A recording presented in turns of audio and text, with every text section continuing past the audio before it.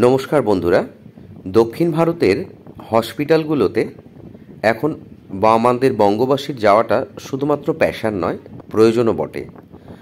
আমরা এখন বেঙ্গালুরুর উদ্দেশ্যে যাত্রা করছি এবং সেটা চিকিৎসার উদ্দেশ্যেই। তো এই হসপিটালগুলোতে ওখানে অনেকগুলো হসপিটাল আছে, যেমন সিএমসি, সাইবাবা, নিম্যান্স, সেন্ট জোন্স এবং মণিপাল। তো এই হসপিটালগুলোতে কিভাবে যাবেন এবং কিভাবে রেজিস্ট্রেশন করাতে হয়, মোটামুটি সবকটা হসপিটালই একই রকম। তো এই ব্লগে সেটা নিয়ে আপনাদের সাথে কথা বলবো। আমি এখন আছি হাওড়া 12245 SM VB বেঙ্গালুরু হাওড়া দুরন্ত এক্সপ্রেসে। এখন 12:53 বাজে। এখন একটা কর্ণাটকের নাম না জানা স্টেশনে আছি, একটু খটোমটো নাম, চিত্তেরি। ট্রেনটা হাওড়া থেকে অন টাইমেই ছেড়েছিল, বাট কর্ণাটক ঢোকার পর থেকে সকালবেলা থেকে একটু লেট করছে। জানি না কখন পৌঁছবো, বাট আমাদের টাইমিং 3:10 বা 3:30-3:30 মধ্যে পৌঁছানোর কথা। সো আই হোপ সো কি অন টাইমেই পৌঁছবে, বাট অ্যাপে দেখাচ্ছে টাইমেই পৌঁছবে। দিকটাতে হচ্ছে সেন্ট জোন্স হসপিটাল, আর এই মোড়টার নাম হচ্ছে মাডেওয়ালা মারুতিনগর এন্ট্রান্স। এখান থেকেই মুম্বাই, নেল্লোর সমস্ত বাসগুলো ছাড়ে ম্যাঙ্গালোর। তো এখানে আজকে দেখছি সানডেতে প্রচুর ভিড় রয়েছে, প্রচুর বাস এবং প্রচুর যাত্রী। আমি জানি না, মেবি স্যাটারডে সানডেতে সব বাড়ি যাচ্ছে, আবার হয়তো সোমবার ফিরবে। তো এখানটাতে প্রচুর হোটেল আছে এই মোড়টাতেই। আর ওই যে ওখানে ফ্লাইওভার দেখা যাচ্ছে, সো ওখানেই জাস্ট উল্টো পাশটাই হচ্ছে। আর এখানে এলে পরে আমি দেখলাম এখন ওলা বা উবের ওই যে বুকিং অ্যাপগুলো আছে, এগুলোতে করাই ভালো। আমরা এখানেই খাওয়া দাওয়া করছি, বেশ ভালো, একটু ফাঁকা আছে। আর এই চত্বরে ঢুকলে আপনারা রুমস প্রচুর পরিমাণে পাবেন। রুম সবই ভালো, কিন্তু খুব ছোট, দুজনের জন্য 3জনের জন্য আলাদা আলাদা নিতে হয়। দুজনের জন্য ঠিক আছে, বাট 3জন হলেই বড় রুম নিতে হবে। রুম রেট মোটামুটি 1000 থেকে 1500-এর ভিতরেই অ্যাকোমোডেট সব রুম পাবেন, যাতে গরম জল অনলি থাকা, ওয়াইফাই পাবেন, 24 ঘন্টা গরম জল আছে, কিছু কিছু হোটেলে গিজারও আছে। সো যাই, রাতের খাওয়াটা খেয়ে আসি। আমরা এখন সেন্ট জোন্স হসপিটালে যাচ্ছি একটু রেকি করতে, কারণ আগামী দিন যাব। এইটাই হচ্ছে saint John's college and hospital. যারা আসবেন এই ফ্লাইওভারটা ধরবেন। আর আমরা এই দিকটাতে আছি, এইটাই হচ্ছে সেন্ট জোন্সের মেইন এন্ট্রান্স। আমরা কালকে এখান দিয়েই ঢুকবো। গুড মর্নিং গাইজ, আমি এখন আছি সেন্ট জোন্স মেডিকেল কলেজে। সো এইটাই হচ্ছে মেডিকেল কলেজের মেইন এন্ট্রান্স। আমি আপনাদের বলে দেবো যারা এখানে আসবেন, হসপিটালটা আউটসাইড তো ভীষণই সুন্দর, ইনসাইডটাও অসম্ভব সুন্দর। তো এটাই হচ্ছে মেন এন্ট্রান্স, এখান দিয়েই যেতে হবে এবং এখান দিয়েই ওপিডিতে ফার্স্ট রেজিস্ট্রেশন করাতে হবে। আমি পরপর আপনাদেরকে বলবো, যারা এখানে আসতে চান সাউথে ট্রিটমেন্ট করাতে, বা নিমেন্স বা সেন্ট জোন্স বা মণিপাল যে মেডিকেল কলেজগুলো রয়েছে, সেখানে কিভাবে কি করাতে হয়, আমি আজকে সেন্ট জোন্সের কীভাবে রেজিস্ট্রেশন করাতে হয় সেটা বলে দেবো। ভীষণই সুন্দর। এখান থেকে রেজিস্ট্রেশনটা করাতে হবে। এখানে ডিজিটাল রেজিস্ট্রেশন আছে এবং প্রত্যেকটা কাউন্টারে হেল্পলাইন আছে, দেখতে পাচ্ছেন। এটি হচ্ছে ওখান থেকে ফার্স্ট রেজিস্ট্রেশনটা করাতে হবে নতুন পেশেন্টদের। আর হেল্প ডেস্ক আছে, এখান থেকে করিয়ে নেবেন। এখানটাতে নতুন যারা আসবেন তাদের রেজিস্ট্রেশন এভাবে হয়, আমি দেখিয়ে দিচ্ছি কিভাবে হয়।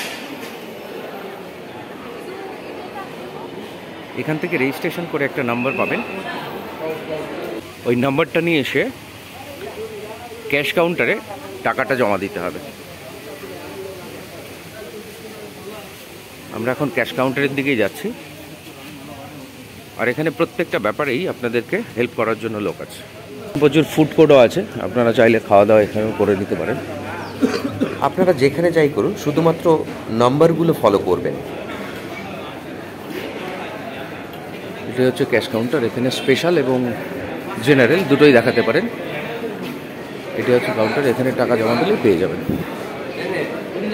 তারপরেই এই ব্লকে এক এক করে নামটা ধরে ডাকবে বা নাম্বার ধরে ডাকবে।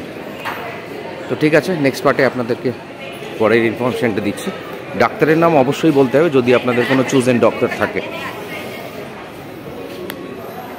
ডাক্তার দেখানো হয়ে যাওয়ার পর অনেকটা সময়, তাই একটু এখন আমরা হসপিটাল ট্যুরিজমে এসছি বুল টেম্পেলে।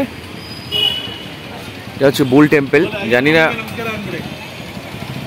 এখানে দেখলাম তো গুগল সার্চ করে একটা পুরনো টেম্পল আছে, অরিজিনাল মনে হচ্ছে সব। আমরা ওই মন্দিরটাতে যাব।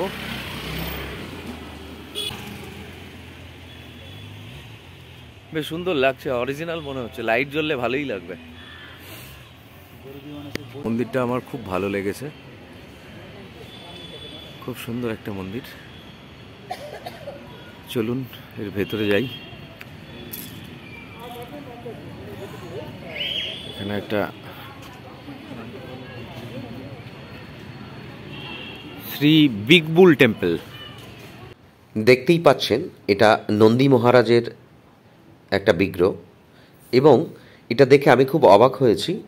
পুরো বিগ্রহটাই একটা পাথর দিয়ে তৈরি এবং সম্ভবত এইটা কোনো পাহাড় মতোই ছিল, যেটাকে কেটে এই বিগ্রহটা তৈরি করা হয়েছে। অসাধারণ, আমি আগে কোনো দিন দেখিনি। এই মন্দিরটা 16 শতকের একটা মন্দির, যেটা মন্দিরের বাইরে একটা বোর্ডে লেখা ছিল এবং এই মন্দিরটা বিজয়নগর সাম্রাজ্যের সময়ে তৈরি। আর এই মন্দিরটার ভেতরে একটা একদন্ত গণেশের মূর্তি আছে। অনেক কষ্টে বেঙ্গালুরু থেকে চলে এলাম চিকবালাপুর, অনেকটাই ডিস্টেন্স। এখন আদিযোগী স্ট্যাচু দেখবো, মোস্ট প্রবাবলি এটাই হচ্ছে মেন এন্ট্রান্স। ঈশা টেম্পল, সদ্গুরুর যে আদিযোগী। আমরা অনেক কষ্টে বেঙ্গালুরু থেকে অনেকটাই ডিস্টেন্স এখন এলাম ঈশা টেম্পল, যেটা সদ্গুরু আদিযোগী। প্রচুর লোক, এখন এখানে লেজার শো হবে। আবার আমরা ব্যাক করব, এখান থেকেই ব্যাক করব। জানি না, বললে তো 9:30 অবধি আছে বাস। ঠিক আছে, আপনারা এখানে বেঙ্গালুরু থেকে এলে অবশ্যই অনেক আগে আসবেন। আমাদের কিছু করার ছিল না, তাই আমরা দেরি করে এলাম। বাট আমাদের একটু ভুলও হয়েছিল, গুগল ম্যাপ থ্রুতে আমাদেরকে একটু ভুলভাল দেখিয়েছিল, যার জন্য দেরি হলো। ডিস্টেন্স অনেকটাই।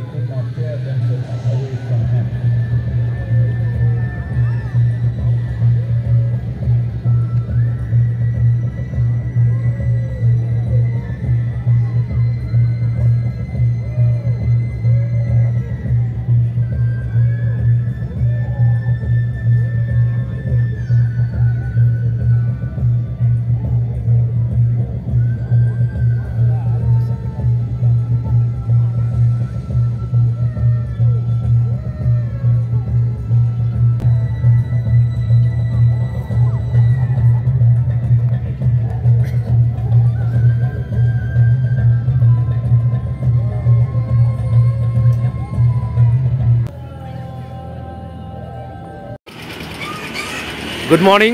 আমরা এখন টিপু সুলতান প্যালেসে এলাম। হ্যাঁ, এটা হচ্ছে টিপু সুলতানের সামার প্যালেস, আর এটা ঠিক হচ্ছে কৃষ্ণা রাজেন্দ্র মার্কেটের অপোজিট সাইডে। তো এখানে টিকিট কাটতে হবে, টিকিট কেটে তারপর ভেতরে যাব।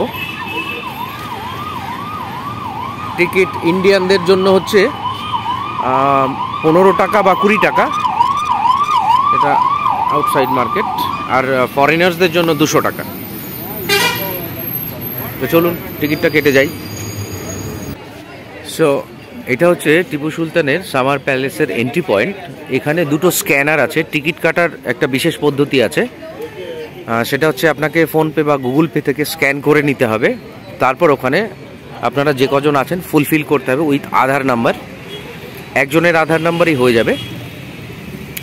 সো তারপর টিকিটটা ডাউনলোড করে নিতে হবে। এটা ব্রেল সিস্টেম এখানে রয়েছে। হ্যাঁ, এই ব্রেল সিস্টেমে অন্যরাও এখানে ওটা হিস্ট্রিটা দেখে নিতে পারবেন, মানে বুঝে নিতে পারবেন। সো এইটাই হচ্ছে টিপু সুলতানের সামার প্যালেস। আর এই পাশে মন্দির আছে, জায়গাটা বেশ সুন্দর। টিপু সুলতান সামার প্যালেসটা খুব একটা বড় নয়, বেশ ছোট, তবে ভীষণ সুন্দর। পাথর এবং কাঠের সংমিশ্রণে তৈরি একটা ডুপ্লেক্স টাইপ কমপ্লেক্স। সো বেশ কিছু সময়ের জন্য বেশ ভালো লাগে। হচ্ছে টিপু সুলতানের সামার প্যালেসের ব্যাক সাইড, পুরো কাঠের তৈরি, খুব সুন্দর স্ট্রাকচার, মার্বেল এবং সাথে কাঠ। আপনাদেরকে ফার্স্ট ফ্লোরটা দেখাই। এটা হচ্ছে ব্যালকনি, টিপু সুলতান প্যালেস। আমাদের এখন টিপু সুলতান প্যালেস দেখা হয়ে গেছে। এই দাদার সাথে আমরা এখন বাকি প্যাকেজ আছে এখানে 100 টাকার। তো নেক্সট अभी जाएगा बेंगलुरु फोर्ट, टीपू सुल्तान का किला है, वो 15 मिनट का टिकट नहीं फ्री है। उसके बाद मैसूर सिल्क बताएगा, फैक्ट्री आउटलेट, चिप्पेट सिल्क हाउस, वो बता के आपको लालबाग छोड़ता है। लालबाग में क्या क्या है? वो बेंगलुरु का नंबर 1 गार्डन है, नंबर 1 गार्डन है, जो टीपू का पिता हैदर अली गार्डन है, नंबर 1 बेंगलुरु का। ঠিক আছে, আমরা চলে এলাম কাছেই বেঙ্গালুরু ফোর্ট। এটাই বিশেষ কিছু নেই, আমরা এই ফোর্ট দিয়েই এন্ট্রি নিচ্ছি।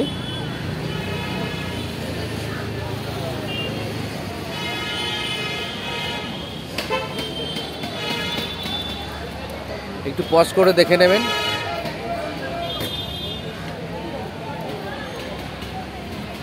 ফোর্ট শুনলেই মনে হতে পারে খুব বড় একটা জায়গা, কিন্তু ব্রিটিশদের আক্রমণের পর জায়গাটা খুবই ছোট।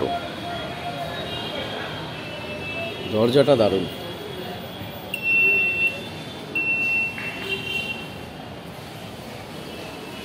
দরজার ফিলটা দেখুন, এত বড় দরজায় 3টে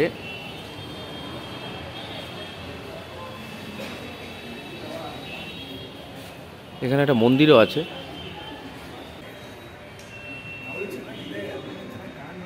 দুটো হাতি রয়েছে ওখানে, হাতির নিচে শিবের লিঙ্গ রয়েছে।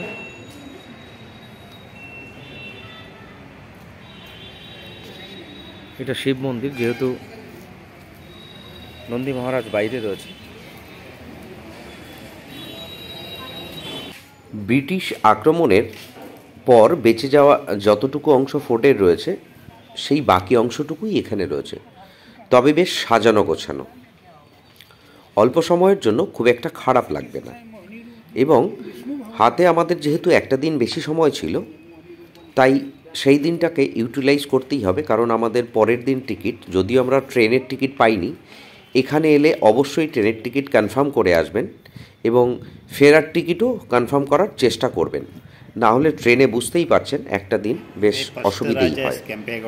केम्पेगौड़ा विजयनगरा फील्ड में ओके, वो टाइम में इसी फोर्ट बना दिया।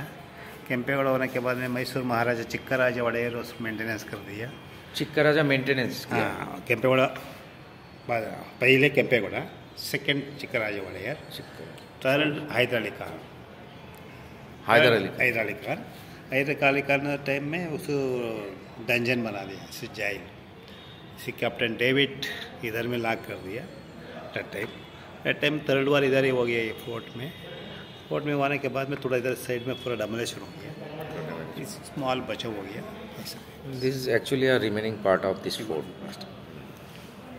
টিকিট হচ্ছে 50 টাকা করে, অ্যাডাল্ট 50 টাকা করে। আমরা এখন চলে এলাম লালবাগ বোটানিক্যাল গার্ডেনে। এটা হচ্ছে মেন এন্ট্রান্স।